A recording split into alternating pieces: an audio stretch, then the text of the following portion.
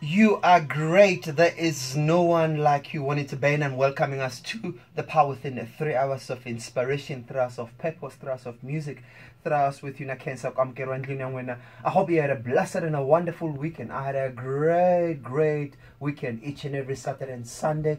I wake up, I look outside. Most of the time there's no work to be done, especially that time, and you look outside and say, God, Nakens, Shikwembu, Nakens, for making sure that I still have another day on earth. Nakens, for making sure that I can still live out the dreams that are within me. Nakens, so that someday I can go and spend time with the people who love you, the people who worship you, the people who praise you, the people who believe that there is power within them. Before we get into the show today, I want to talk about the youth. We're coming out to the end of Youth Month. I want to talk about people who are born in the desert. People who heard that there was slavery, there was something called apartheid.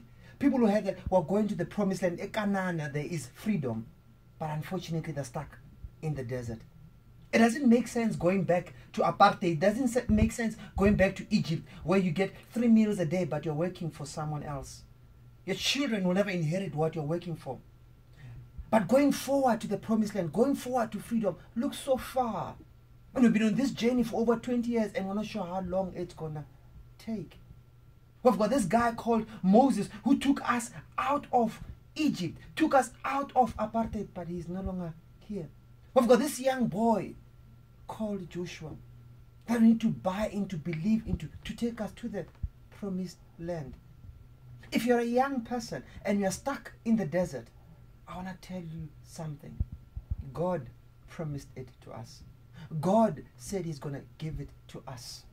And if you believe that, each and every morning wake up and say, God said I'll have it. It might be today, it might be next week, it might be next month, it might be 2 years from now. Just believe that one day you're going to reach your promised land. And guess what? I'm not talking about political freedom. I'm talking about you identifying the power that is within you. You are born not knowing that there's power within you. One day that power got released and you started moving towards your purpose, towards your vision, towards your mission. But it's tough. You thought it's going to take 3 years, it's been 6 years. You thought it's going to take 5 years, it's been 10 years. But I want to encourage you, keep on going. Whatever God planted in you, whatever God said it's yours, keep on going towards it.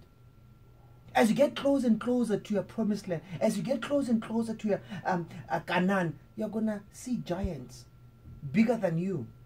Challenge is greater than your ability. Challenge is greater than your resources. Don't go back. The giants have a purpose in your life. The giants were there to look after your land when you're gone.